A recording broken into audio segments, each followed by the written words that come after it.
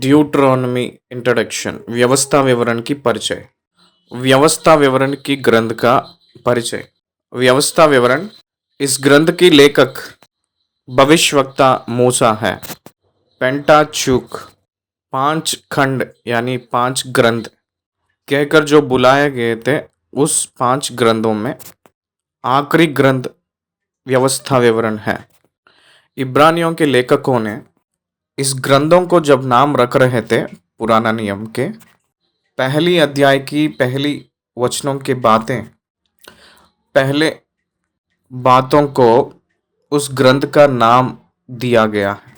व्यवस्था विवरण में दीज बी द वर्ड्स, ये देखो ये बातें कहकर जो अर्थ दिए, जैसे दीवारिन कहकर जो शब्द, दीवारिन कहकर जो शब्द, दीज आर द वर्ड्स कहकर अर्थ दिए, जैसा इब्रानी के ग्रंथ में लिखे तो भी।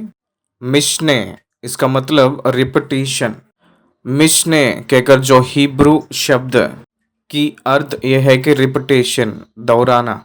सेकंड लॉ, सेकंड लॉ का मतलब दूसरा व्यवस्था नहीं, second time repeated, it is repeated again to the second generation, इसलिए मिशने कहकर जो शब्द आया है।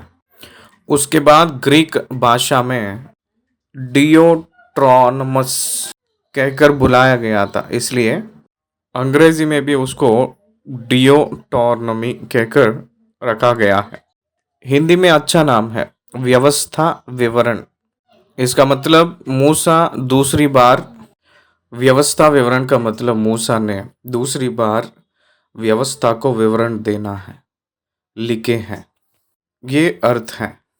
सबसे पहले मूसा ने निर्गमन के पुस्तक लिखे हैं, उसके बाद उत्पत्ति के पुस्तक लिखे थे, उसके बाद लाइव व्यवस्था और गिनती लिखे थे, आखिरी में व्यवस्था विवरण लिखे थे। व्यवस्था विवरण जंगल में जन्म लिए हुए इज़राइलियों की जनता, दूसरी बार परमेश्वर की आज्ञा के अनुसार मूसा ने जो जनगणन किया था, गिनती किया था, उस जनता को, जवानों के लिए ये पुस्तक को यानी नई पीढ़ी को लिखे थे। यॉर्दन के पूरब के भाग में जो मोआब के मैदानों में अराबा कहकर जो जगह पे इस ग्रंथ को मूसा ने लिखे थे। कुछ लोग कहते हैं कि एक ही दिन में इस ग्रंथ को बोलना लिखना खत्म किए हैं कहकर उसी दिन मूसा ने प्रभु के सम्मुख चले गए कहकर कुछ लोग कहते हैं। मूसा के वक्त, क्षमा कीजिए, मूसा वक्त में इस्राएलियों को, इस्राएल की जनता को मिस्र देश से छुटकारा देकर, मिस्र देश से छुड़ा के लेकर आए थे मूसा ने इस्राएल की जनता को। जिस होरेब के पर्वत पे प्रभु ने दर्शन दिए थे मूसा को, उस होरेब की चोटी, पर्वत की चोटी है कि सीनाई कहकर कहते हैं। उसी सीनाई पर्वत पे इस्राएलियों ने मिस्र देश से छुटकारा पाकर लाल समुद्र को पार करके सीनाई पर्वत पे आए। सो जब परमेश्वर यहोवा उन लोगों से वहाँ बात किए थे, वहाँ उन लोगों ने 1 साल तक रह गए थे। वहाँ मूसा भक्त ने उन लोगों को, भक्त मूसा ने व्यवस्था को लेकर आए थे। मिलाप वाली तंबू की वो नकल पाकर 40 दिन की पहली उपवास में पत्थर की तख्त लेकर आए थे। वो तोड़ दिए, तब परमेश्वर उसे फिर से 2 पत्थर की तख्तियों को बना के ले आने के लिए कहे थे। उस संदर्भ में मूसा फिर से 40 दिन वहाँ रहे थे पर्वत पे।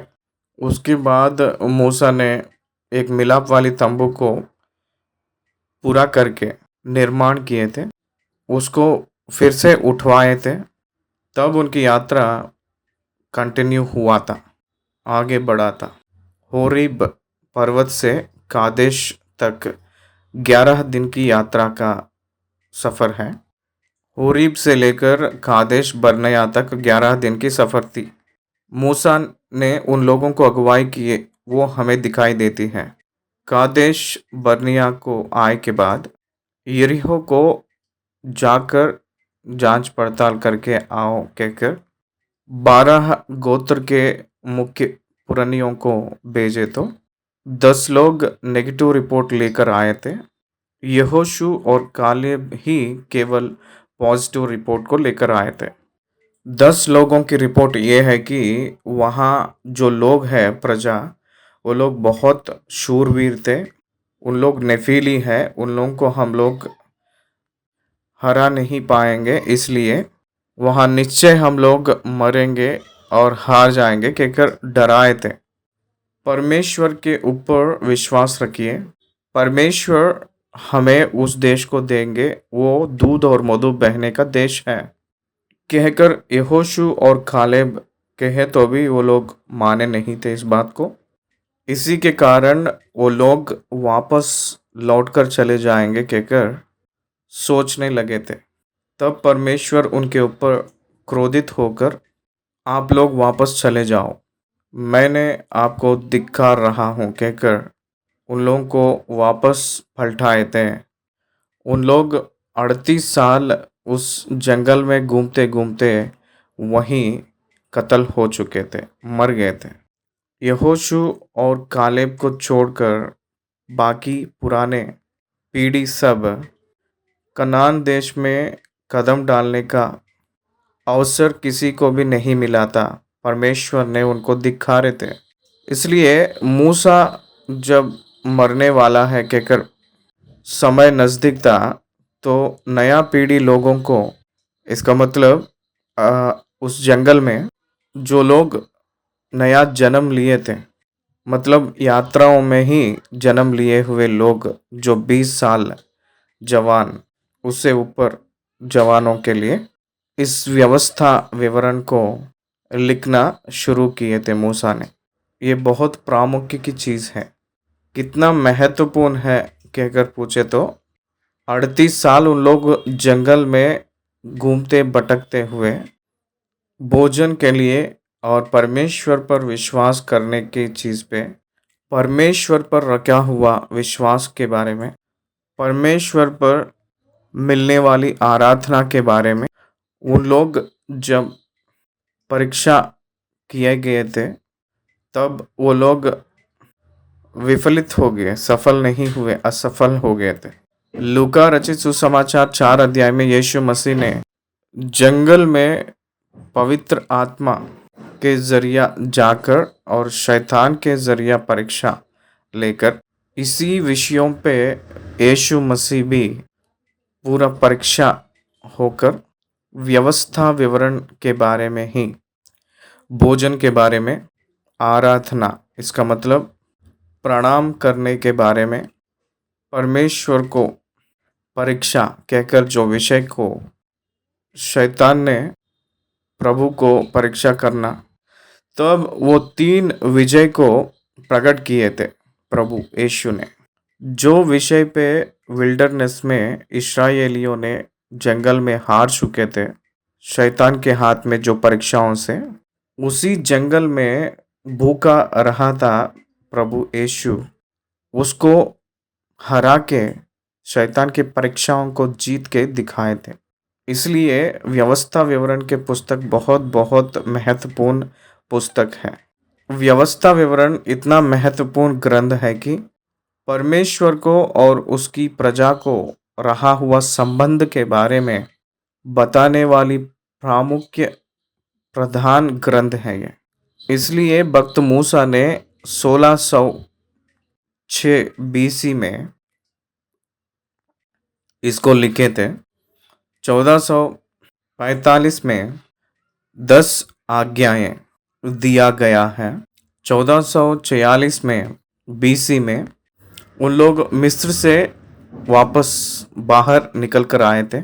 मूसा ने 1606 में ही देहांत हुए थे। उसी साल में वो मरने से पहले इस ग्रंथ को लिखे थे। ये विषय हमें दिखाई देती है। उसके बाद इस ग्रंथ के मुख्य वचन को देखें तो यीशु मसीह प्रभु ने 10 आज्ञाओं में प्रामुख्य आज्ञा कौन सा है कहकर कहते हुए अपने पूरी आत्मा से, अपने पूरे मन से, अपनी पूरी बल से परमेश्वर यहोवा की प्रेम करना है कहकर कहा गया हुआ बात व्यवस्था विवरण 6 अध्याय 4 आयत से ले लिया गया था। मैं पढ़ रहा हूँ। हे इस्राएल सुन, यहोवा हमारा परमेश्वर है, यहोवा एक ही है। तू अपने परमेश्वर यहोवा से अपने सारे मन और सारे जीव और सारी शक्ति के साथ प्रेम रखना। वैसे ही 7 अध्याय 9 आयत को मैं पढ़ रहा हूँ। यहाँ परमेश्वर अपने प्रजा को वाचा के विषय में वो कितने भरोसेदार रहेंगे, कंडीशन एंड अनकंडीशन, इसके बारे में मैं बताऊंगा। ये बहुत प्रामुख्य विषय है। 6 आयत से मैं पढ़ रहा हूँ 7 अध्याय व्यवस्था विवरण का। क्योंकि तू अपने परमेश्वर यहोवा की पवित्र प्रजा है, यहोवा ने पृथ्वी भर के सब देशों के लोगों में से तुझको चुन लिया है कि तू उसकी प्रजा और निज दंड ठहरे। यहोवा ने जो तुमसे स्नेह करके तुमको चुन लिया, इसका कारण यह नहीं था कि तुम गिनती में और सब देशों के लोगों से अधिक थे, किंतु तुम तो सब देशों के लोगों से गिनती में तोड़े थे।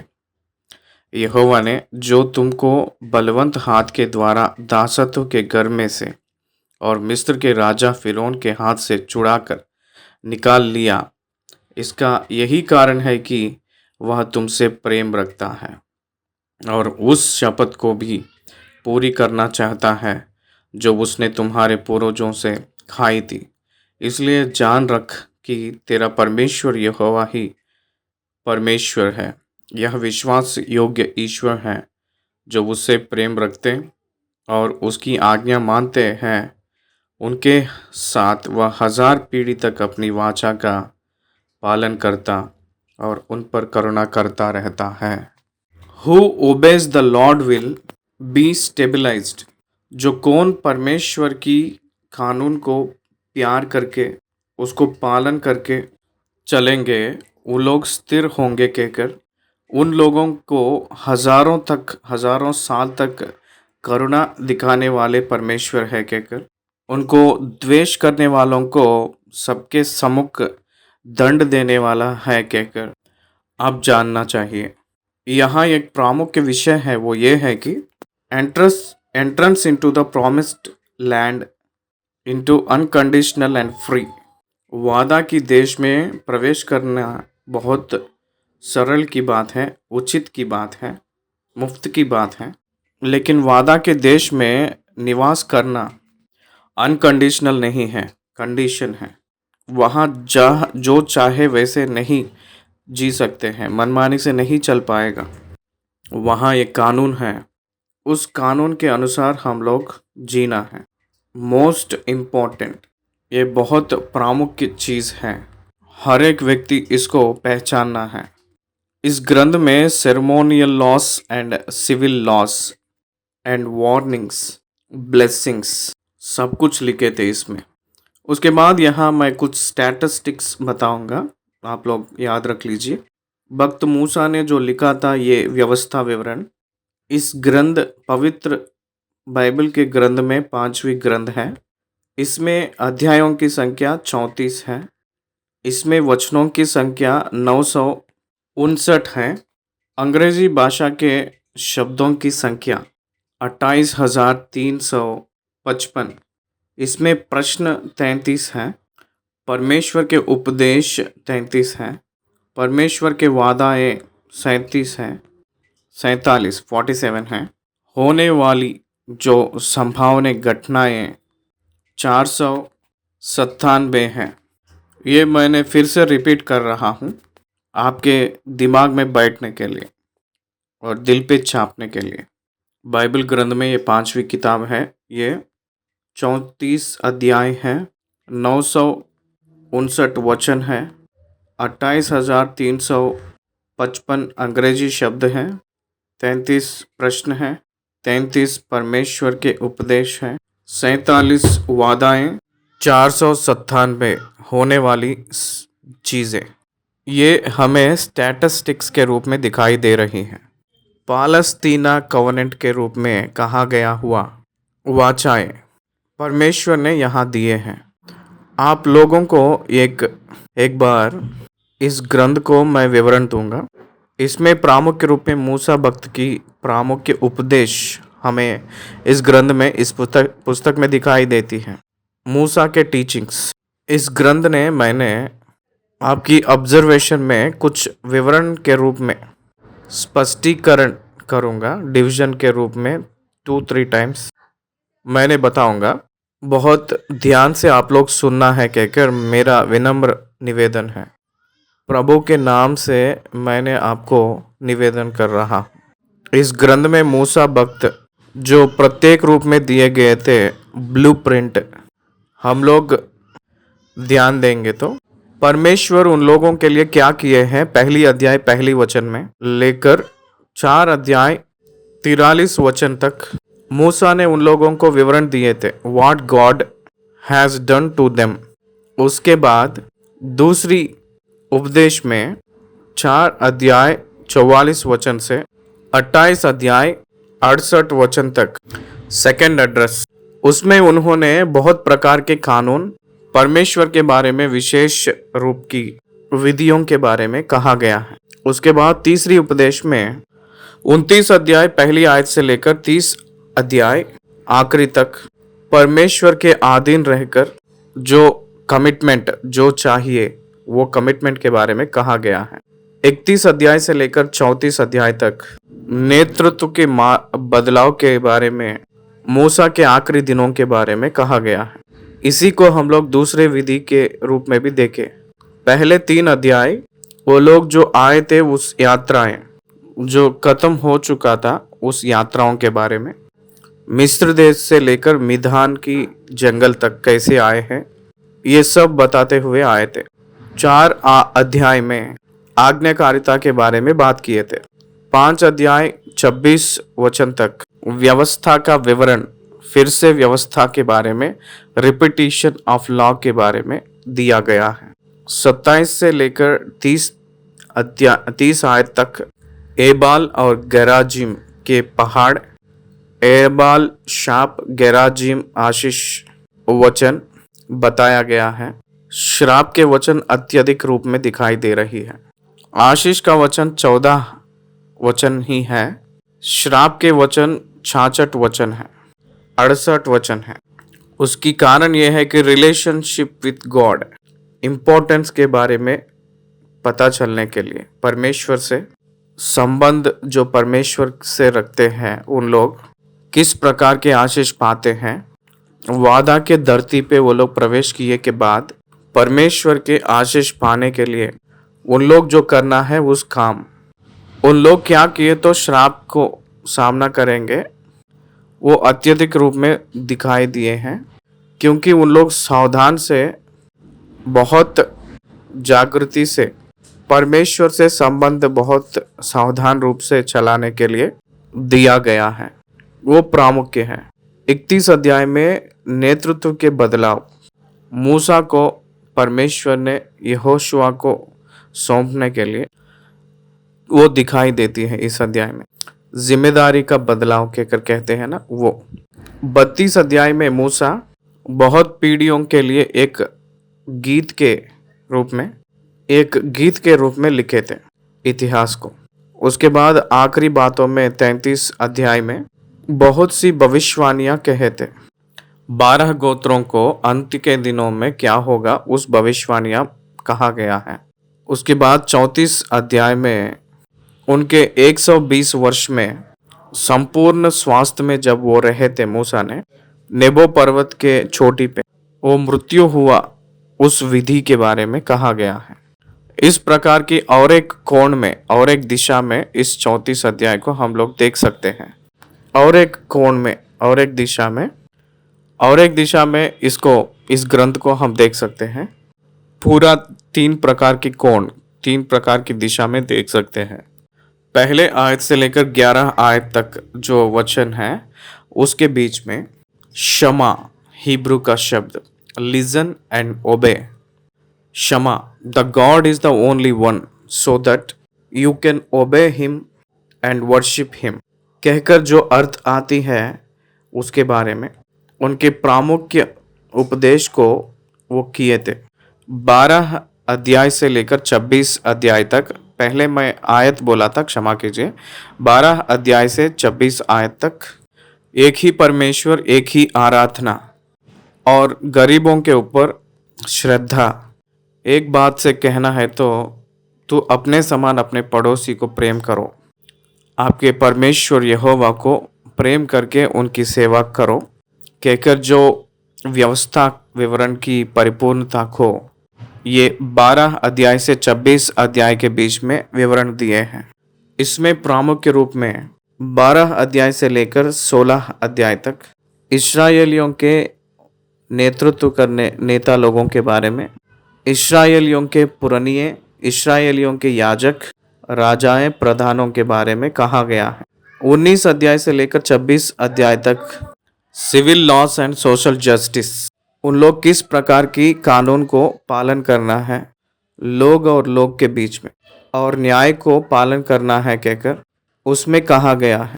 उसके बाद प्रामुख्य रूप में ये व्यवस्था विवरण किस लिए करने का हुआ था, किस लिए करना पड़ा, व्यवस्था विवरण क्यों करने के लिए कहा गया है। मिस्र देश से जो आए थे लोग परमेश्वर को धिक्कार किए थे, इसी के कारण परमेश्वर उन लोगों को जंगल में ही संहार किए थे।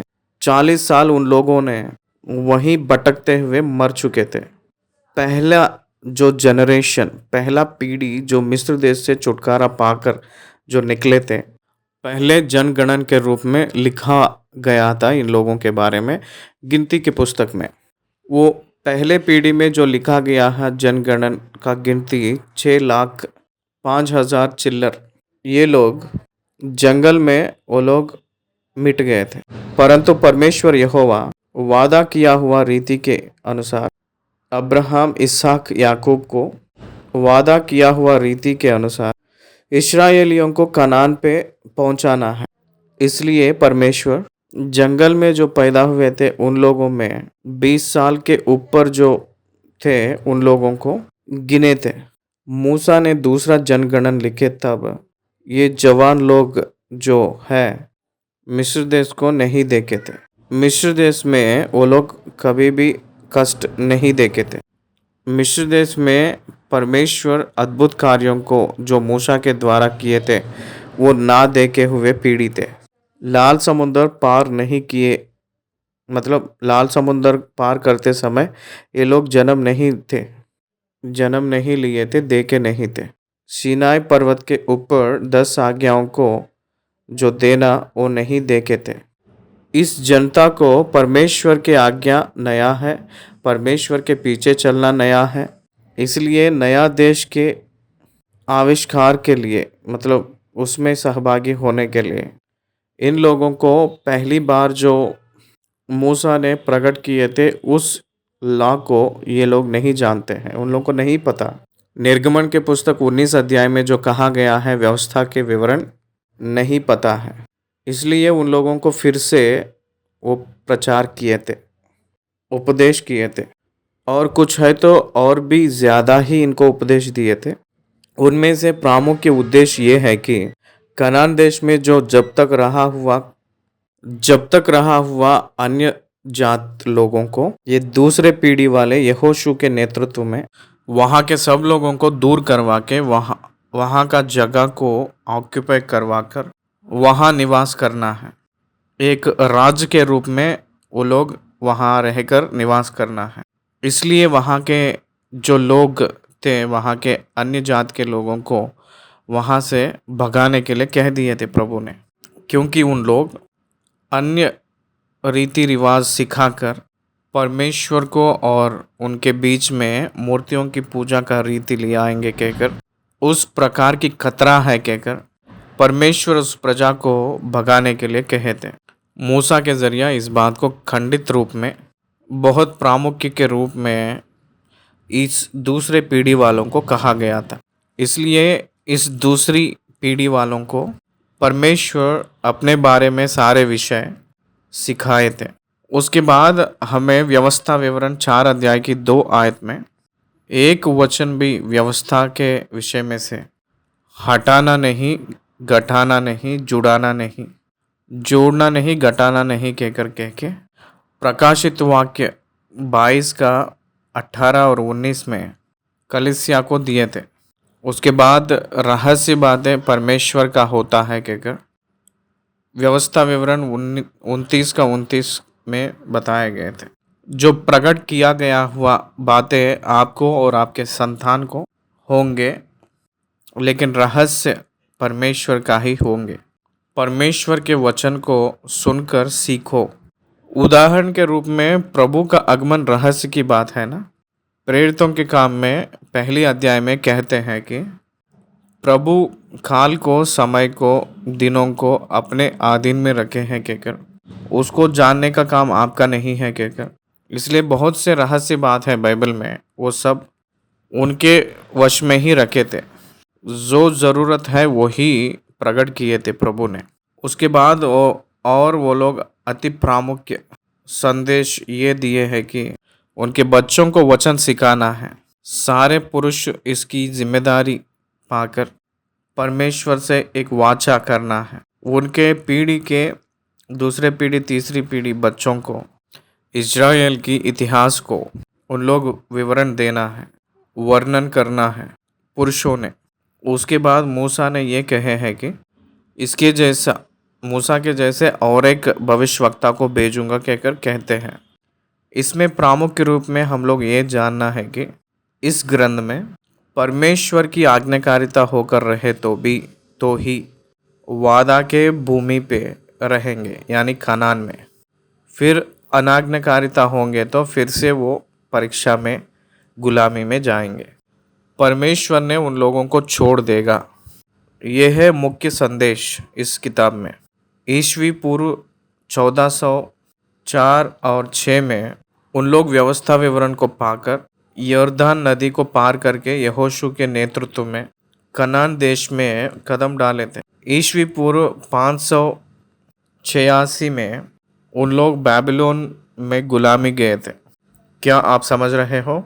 इसलिए बाबिलोन की गुलामी में जाने से पहले बीच में रहा हुआ काल 900 साल में उन लोग परमेश्वर को दिखा रहे थे। उसी के कारण के वजह से वो लोगों को भगा दिया गया था। फिर से वो लोग ईस्वी पूर्व 536 में वापस आकर 20 साल मंदिर को बनाकर 516 बीसी में परमेश्वर के मंदिर को पुनर्बनावट बना के भी किए, तो भी वो लोग एक राज्य के रूप में नियुक्त नहीं हो पाए थे। प्रभु के राज्य दूसरी आगमन जब तक आएगा नहीं तब तक भी परमेश्वर के पहले आगमन में, इसलिए वो लोग राज्य के लिए इंतजार कर रहे हैं। वो राज्य मैसेया किंगडम आने वाला है कहकर उन लोगों का विश्वास है। प्रभु ने इसलिए 1000 साल की पालन जो धरती पे स्थापना करने से पहले दूसरी आगमन में जब वो आएंगे, उन लोगों का, जो इजरायलियों का रेस्टोर होगा कहकर कहा गया है। उन लोग पश्चाताप करना है, रिटर्न टू गॉड। परमेश्वर उन लोगों को भगाए के बाद उन लोग फिर से पश्चाताप करके परमेश्वर की ओर फिरेंगे तो उन लोगों को क्षमा करेंगे।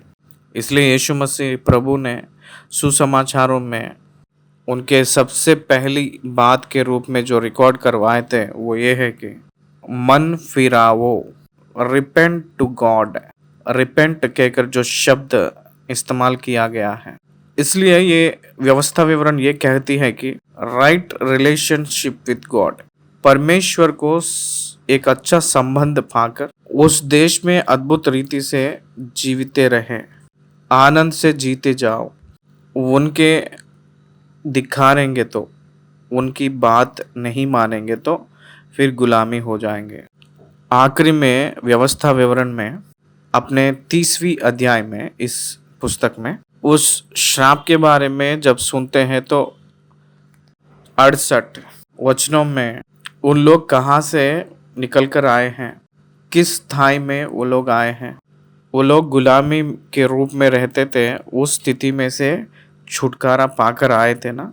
तो उसी रीति से आखिरी श्राप ये रहता है कि इस अध्याय में फिर से आप लोग मिस्र देश में गुलामी बनकर जाने का स्थिति आएगा, अगर नहीं मानेंगे तो। इसलिए इसलिए उन लोग इतने बहुत खतरे में चले जाएंगे, उनको खरीदने के लिए भी कोई नहीं रहेगा। उस स्थिति में वो लोग चले जाएंगे, कहकर कहा गया था उस वचन में, आखिरी वचन में।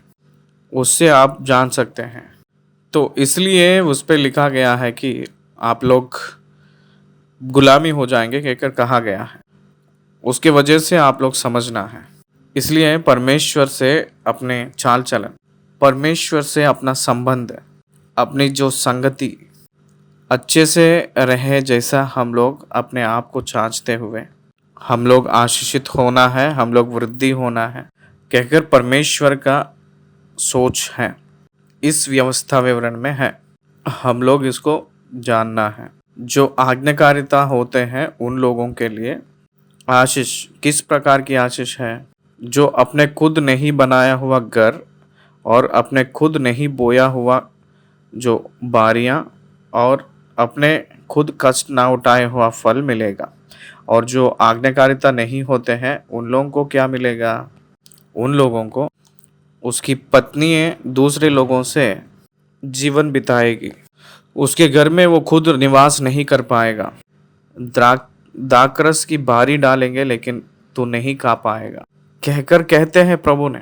इसलिए इसमें हम लोगों को आशीष और श्राप प्रामुख्य रूप में वर्णन किया गया है। इसका मतलब परमेश्वर अपने हाथों में ही अपने भविष्य को रखे हैं, यही इस व्यवस्था विवरण में हमें बताती है।